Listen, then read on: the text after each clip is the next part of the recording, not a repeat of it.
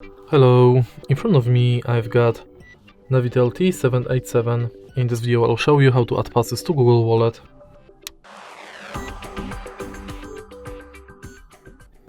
In the beginning, let's go to Wallet and select Add to Wallet.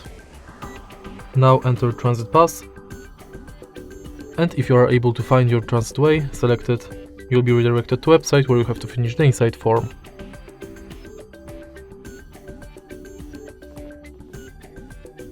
Next, let's select Loyalty Card, and now select Loyalty Program you are participating in.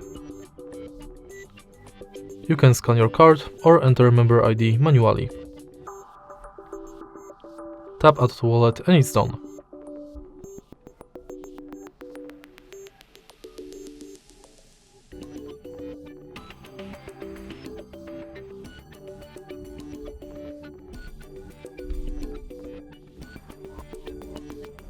In the end, let's select Gift Card, which is pretty similar to Loyalty Card because you have to select a shop, enter card number, PIN, balance, your notes and tap Add to Wallet. All of your cards will appear on the homepage of Google Wallet. If you find this video helpful, please leave like, comment and subscribe.